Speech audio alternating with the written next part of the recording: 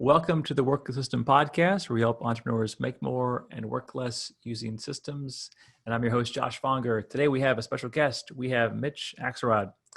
With over 40 years of entrepreneurial experience behind him, Mitch is the #1 best-selling author and creator of The New Game of Selling, a book and philosophy that turfs out old sales methods in favor of more effective ways to attract, convert, keep more customers, and multiply profits. Having delivered 3,500 seminars, probably more than that, and workshops, and created and generated $3 billion in revenue for clients, Mitch is truly a sales legend. Not content with simply turning profits, not content with simply turning profits, Mitch strives to teach others the art of modern selling, having taught at NYU, USC, Notre Dame, and more. All right. Well, Mitch, looking forward to jumping into a lot of your content. So why don't you give us the backstory? How did you become this expert, this pro in selling? Well, I had a financial planning firm for 10 years, and I used seminar selling as my marketing. Seminar selling into a free consultation, what I call the second opinion, became a very effective marketing technique I've used for like 35 years now. So I did a presentation. I drove people to an appointment. This was back 40, 30 years ago. After 200 seminars, the Girl Scouts of America paid me $25 because they had to. It was in their charter. And I said, wow, I'm a paid speaker. And I like doing this much more than I like, money. So after my wife and I lost about $1 million in the deal, and she was 8 months pregnant, I had to make a career change. So what happened was I got into selling full-time, and I started training, mostly training, because I had been in sales my whole life. And the first program I put together was called 21 Ways to Double Your Sales. That became a hit. I licensed it to an insurance company for $80,000. I sold 1,000 units of it on a space ad, and I realized, wow, I'm in the right place. And that was 30 years ago. And over the 30 years, I've trained over 1 million people in high performance selling and service techniques. And then I created the brand, The New Game of Business, The New Game of Selling, The New Game of Service. So that became kind of my brand. And it had to be new, and it had to be different. I didn't want to repurpose, the same old. And so I took all the models, the frameworks, the systems that I used in my business, added some new ones, and taught now probably 500,000 people the new game of selling and the new game of service. So that's how it all came about. And 41 years into the game, I'm still as excited as I was when I got into it. Wow, that is a long and awesome career. I want to ask you a question that I think only you would be able to answer, which would be, what's changed recently, let's just say in the last 15 years, that you've seen change in the way that people sell? And maybe where do you think is going in the next 15 years? Because you've kind of been there a long time. What's changed? And where's it going? Where's my crystal ball here? Well, I think that selling used to be something you did to people. Mm-hmm. All right. You have the money, I got the product. The objective is get the money out of your pocket. Now, in the past 10, 15 years, selling, especially with the new game of selling, it's something you do with people. And my philosophy, my methodology is all about collaboration. You're in the game to assist people on the journey wherever they're going. In fact, I was the first person that talked about the buying cycle 30 years ago when everybody was in the selling cycle. And the difference is monumental when you think about it. So my game was always to align with the buying cycle. And one of the most powerful questions, start giving you some real meat here, that you could ask people is, are you ready or are you getting ready? I realized early in the game that there's three different types of clients. New clients that I don't have yet, existing clients, and past clients or dormant inactive clients. Well, to get a new client, I figured the best way to get a new client was to drop your fishing pole where there were hungry fish, rather than spray all over the place and then find out after you put in a lot of time, you have somebody who's not even close to ready. So the attraction part of the new game of selling is all about something I call go doink. You walk up to the center of the bullseye and you go doink right into the center of the bullseye. And when you go doink into a pool of hungry fish, you could be lousy at conversion, lousy at qualifying, but you'll have great results. Now, if you improve your qualifying by finding out where they are in the buying cycle, rather than you being in your selling cycle, you know whether they're ready or getting ready. And then it's much easier to convert those people because you're going to focus on those that are ready. So that was a real big change that we introduced to the marketplace, probably contributed a lot to the $3 billion of revenue that we generated. The other thing is with that second group, existing clients, I found that most companies I worked with didn't come close to getting the maximum value out of their clients and didn't come close to providing maximum service. Because the old model was attract them, convert them, and then do it all over again. And the most expensive client is a new client. So we say, hey, at the point of conversion, you can go one of two ways. You can go back to the start and do the most expensive part all over again, or you can ask your client a simple question: what's next? I like simplicity. The brilliance of the new game is simplicity. Simplicity is the ultimate sophistication. The first quote in my book by Leonardo da Vinci. I found that if I could make the selling process, the buying process, the relationship building process simple, anybody could replicate it. And that's why we've had great success. So we say at the point of conversion, if you go through a series of questions, we have a formula called the 5Q formula. It's 5 questions of service. I'll give the first question because not 1 in 100 companies ask this question. Why did you buy from me? Why did you buy from us? That gives you, if you get enough of those answers from your customers, that gives you what I call a USA. Now, most of us know the USP, unique selling proposition, but the vast majority of companies, they just pluck it out of the air, they shoot it out there, and they hope it hits a target. The USA is your unique service advantage. It's what makes you unique and different from the customer's point of view, and the only way you can get that information is to ask your customers, why did you buy from us?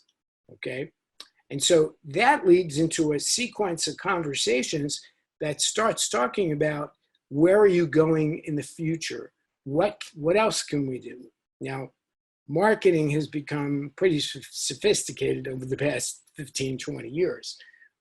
You can do all kinds of things with systems, as you know, with Work the System, but it still comes down to relationship capital.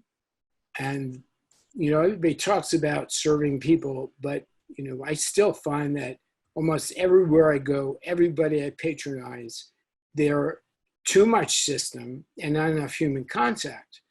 So we find that where you build relationships inside of a good system, and that a system that enables you to build good relationships, your customers will actually tell you what they're going to buy next.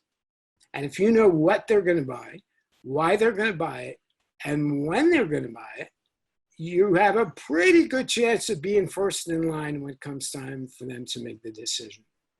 So, and then you get to the third group, which is past customers, dormant customers, inactive customers, a gold mine for companies.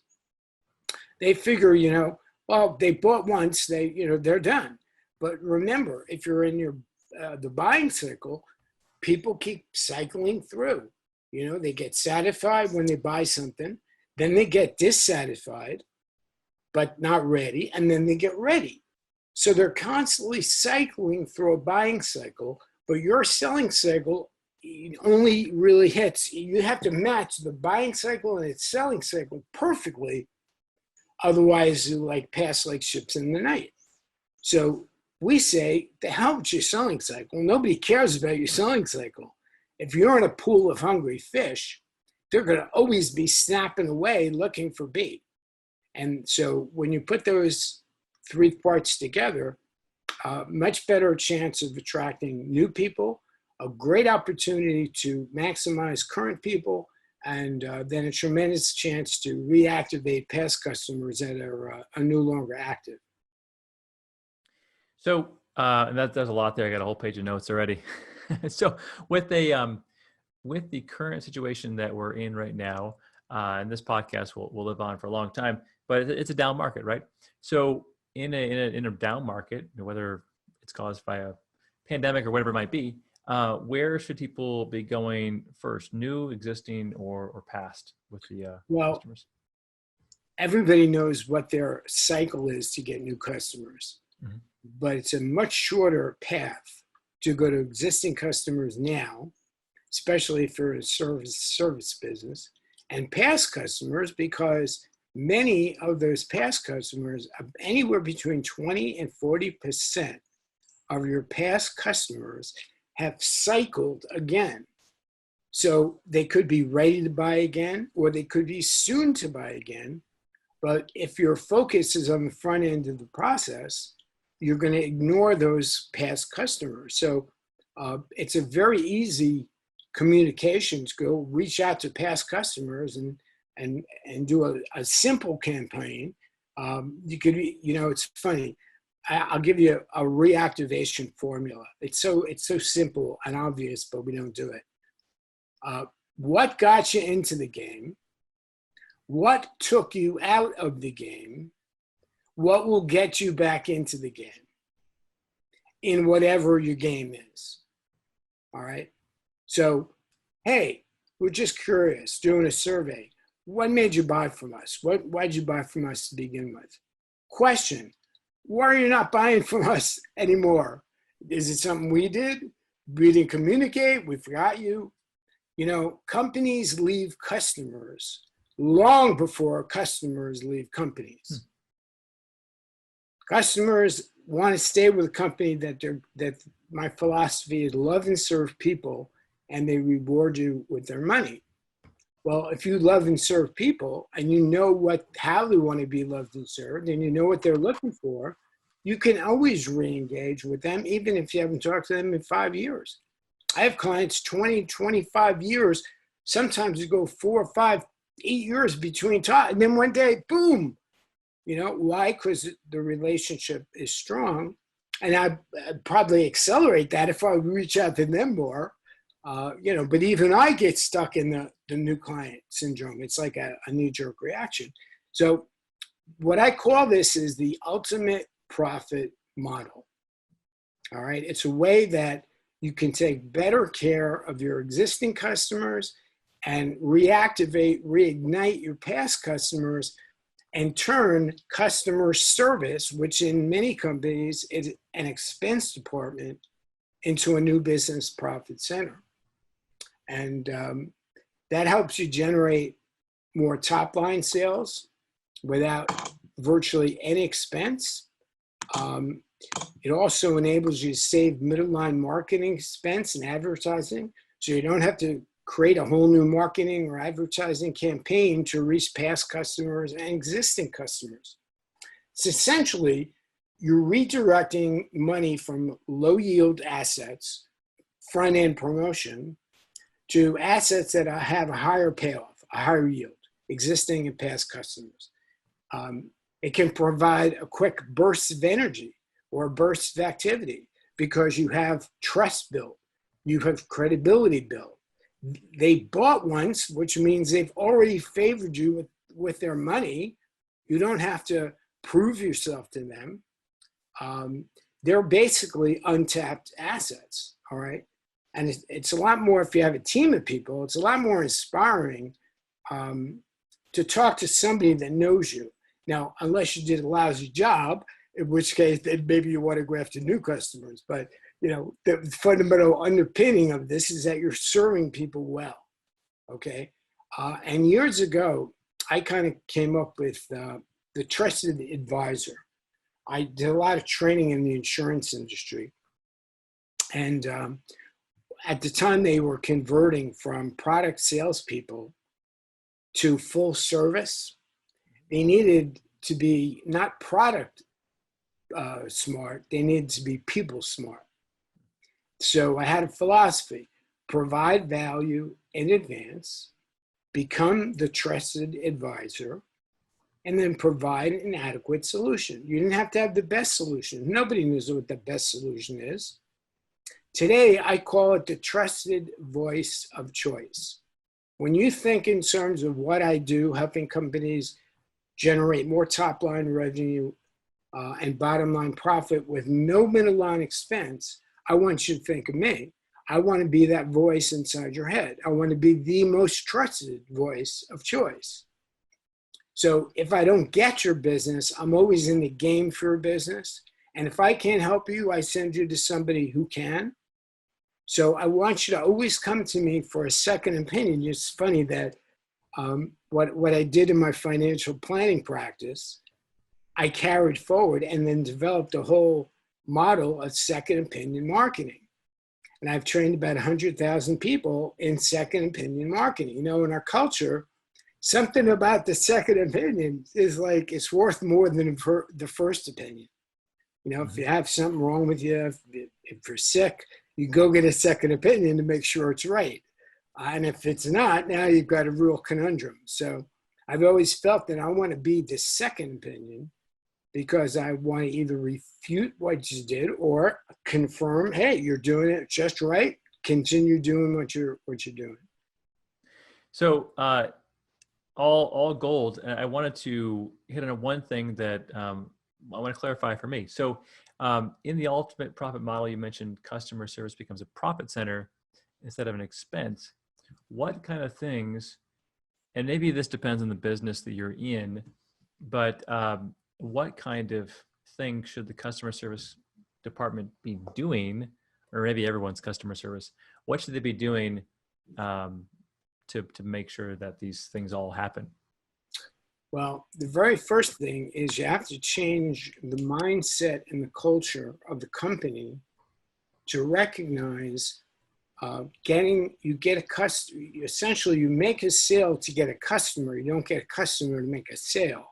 You make a sale very often, not always, but very often, it's the least profitable sale because you've got all the expensive marketing in that first sale, all right? So the whole philosophy of the new game of selling, which is really converts to the new game of service once you get a customer, is that your impact and your influence to become an indispensable industry leader and really be a talent magnet is to help that customer measure tangible results, number one. And I call it Q1 and Q2, quantitative results. That's measurable, whatever results they're looking for. But Q2 is the intangible value, the qualitative value. That's why I recommend of our 5Q formula, the 5 questions of service, the very first question is, why did you buy from us? What is the deciding factor that made you pick us versus someone else? All right. Which, by the way, when you get enough customers answering that question, you can then change your upfront marketing by using the 4 of the most powerful words in business. Our customers tell us. I don't care what you tell me.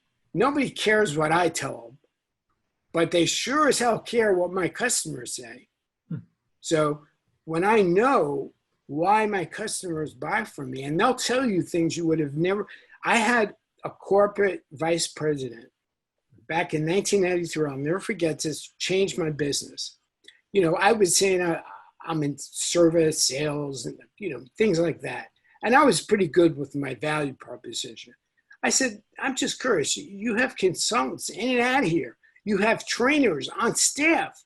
Why did you hire me?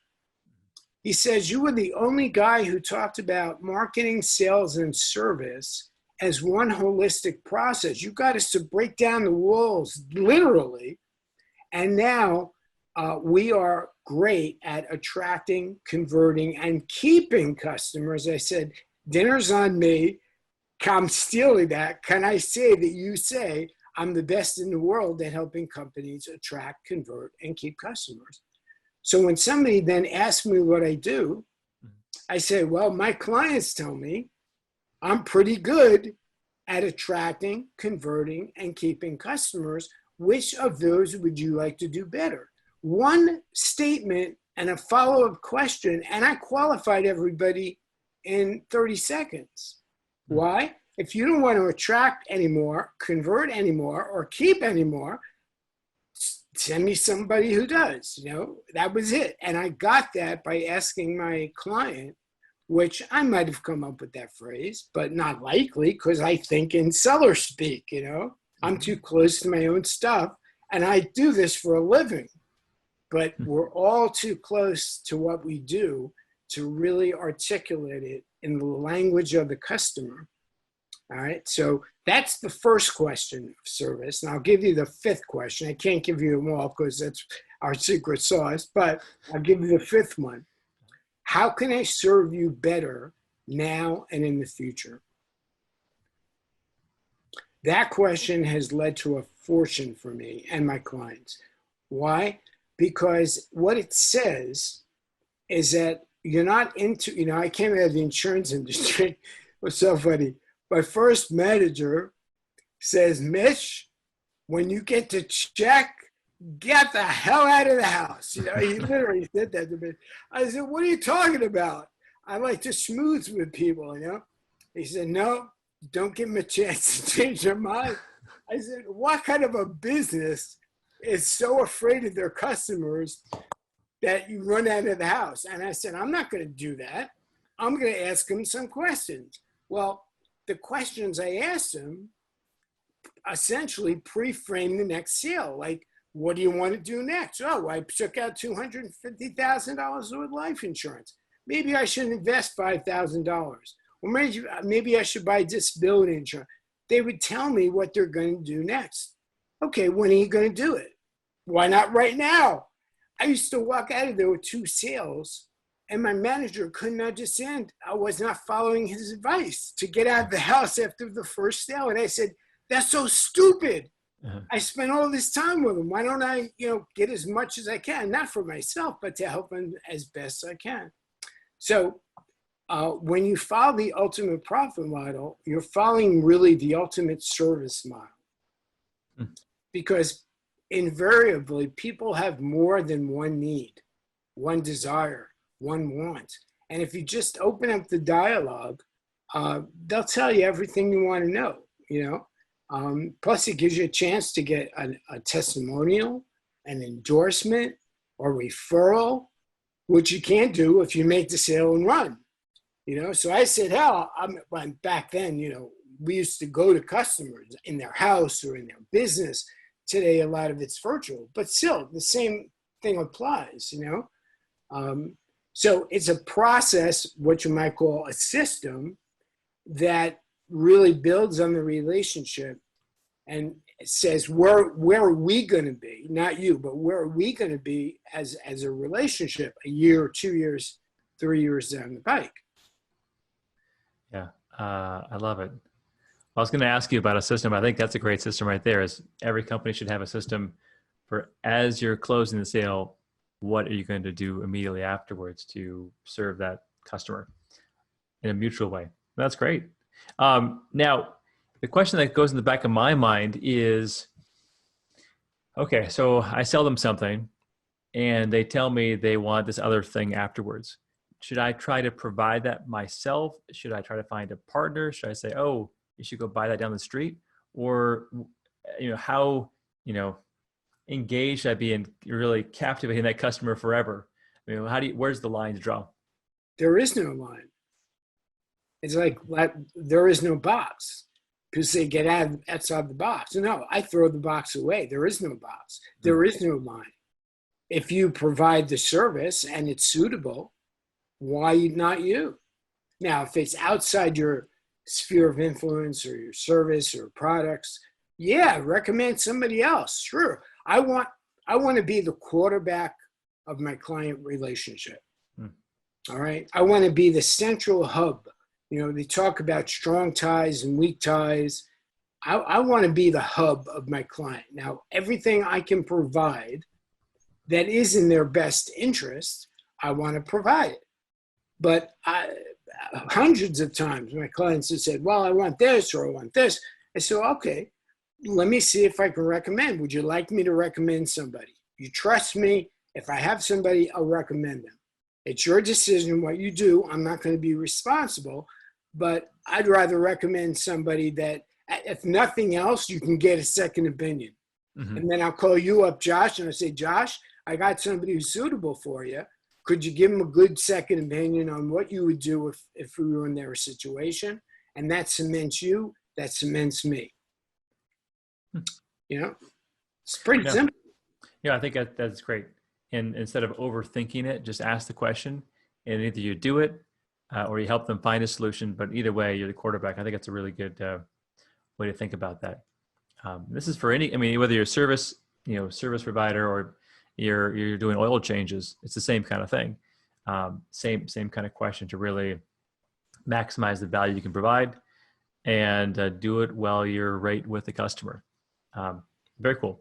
Well, so with our time, because we're running short on time, what is a question that I should have asked you, Mitch, but I didn't ask you during this interview? Wow, that's a good one. Well, I think, in terms of systems, mm-hmm. We're thinking of formulas and, recipes and systems, and they're very impersonal. Mm-hmm. The question is, how can you really build relationship capital in such a way that whenever any problem pops up in your customer's head, you pop up in their head too, because you become such a resource. I've always been a resource. And clients come to me with questions that have nothing to do with my expertise, So when you get to the point, I'm not saying every business is like this, but if you have a personal relationship with somebody, you'd be surprised the kinds of questions or issues they come to you with, because they don't know who else to trust. So I always found that there's like two axes. There's a trust axis, and then there's the track record. When you're new in business, you don't have a track record. What do you do when you're starting out? You can't bank on, track record, credibility, high trust. Now that should sustain itself through business throughout however many years you're in business. As you develop a track record, now the track record speaks for you, and the trust is implied, but the track record starts to take a more prominent role. So it's like, when you look at your systems, first thing I say is, how does that system serve the customer? Because if the system doesn't love and serve the customer, it can actually be an impediment in terms of getting the relationship built. Voicemail hell, prompt, press this, press that, press that. It's like, is there a human in the house? You have to go through 5 touch screens to get to a human, and they do everything they can to prevent you from talking to a human. Mm-hmm. Why? They're in that mindset that customer service is an expense. But imagine if you could, every single time a customer calls for a problem, you could turn that problem into a new business opportunity. You might have a different point of view. And in the early 80s, when I was actively training companies, I was screaming at the top of my lungs, stop shipping customer service out of the country.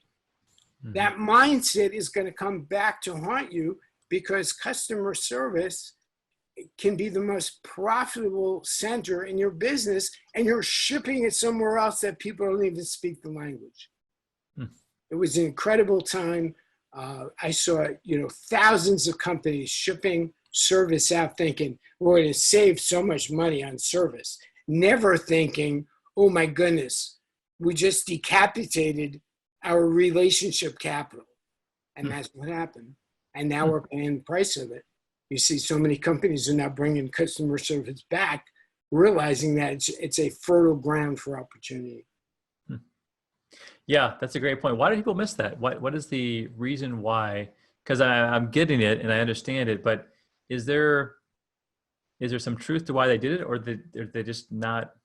I'm kind of trying to figure out why they couldn't see that. Yeah, short-term profits, because you could have a service department. If the service department only handles problems, if you're paying somebody $25 an hour versus paying somebody $3 an hour, and you have a large enough company, the economies of scale say how we could save so much money by shipping our service over there, never thinking that decision was going to essentially cut off opportunities for new business from your existing customers, and piss off your customers when they call and they knew they weren't talking to somebody who really could handle their issues. They were talking to somebody reading off a script. Mm-hmm. And like lemmings, when they realized, larger companies realized they could save money, they wanted to save money because, again, the paradigm, the point of view, the perspective, customer service is an expense department. And I'm going on radio and television and doing interviews and saying, no, stop shipping them out. It's a profit center. I could show you how to do it. They didn't care. It was a trend, and it took hold, and it eviscerated customer service in the United States. I'm wondering also, and maybe you can tell because of your experience, you track your sales team, you track your sales department, you track what they do in terms of growth, but you don't track the numbers of sales or repeat sales or additional sales or upsells traditionally from a customer support team. And therefore they have these silos, and they don't even acknowledge that there's a ton of sales happening in customer support. Is that part of it?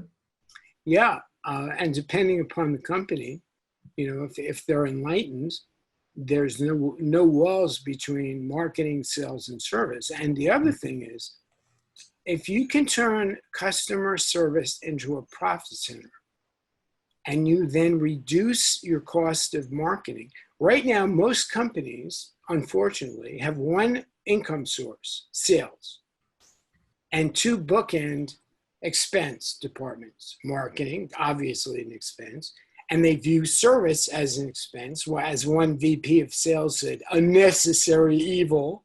I couldn't believe what I was hearing. But wait a second. If you shift this paradigm and you adopt the ultimate profit model, and you say, hey, let's convert service into profit, you now have two income centers and a dramatically reduced expense. Your bottom line could puff up quickly. So it has a effect of like a domino effect, where you could reduce, or in many cases eliminate, you never eliminate marketing, but you can reduce it so much that you now have two income centers, one small expense department, and you change the dynamics and the valuation of the company and the profitability for the principals. Yeah, no, that's great. All makes sense. And it sounds like putting into practice isn't as hard as we might think, more of a mindset shift. Well, this has been really, really helpful. Mitch, where can people find out more about you, your books, and the way you help companies now? Where should they go? Well, actually, we've got a great Ultimate Profit Model bulletin, and books like this. And then I'm giving away my $1 billion playbook, which all the plays go to the newgameofselling.com/ultimate. The newgameofselling.com/ultimate. And there's a 20-minute video there that I outline each of the 6 game plans: attract, qualify, convert for selling, keep, multiply, and reactivate for service. And you can get a real sense of what our philosophy is and specifics. And then if you're so inclined, I'm even giving away a second opinion because I'm coming back from a health issue. I'm regenerating myself here, and I'm giving away a chance for people to have me come in and say, here's what I would do if I were in your shoes. Same thing I've been doing for 35 years. Awesome. Well, people take them up on that second opinion. That's an opinion that's it's a trusted one with experience. So, Mitch, again, thank you for making the time on this Friday afternoon. Appreciate it. I learned a lot. I hope everyone listening to this podcast did as well. And check out Mitch's stuff and check us out at Work System next week. If you want to watch the live stream, we do it here on Facebook every Friday, or you can check us out on iTunes or any other of the players. And if you want a copy of that book right there behind me, Work the System, you can download it for free at workthesystem.com, or you can buy a copy. And if you want a copy mailed to you for free, leave us a review at wherever you're watching this or listening to this, and send us a screenshot of that review to info@workthesystem.com. And once a week, we pull a name of a hat and mail them a copy of the book. Otherwise, again, Mitch, thanks again, and talk to you soon. Bye-bye.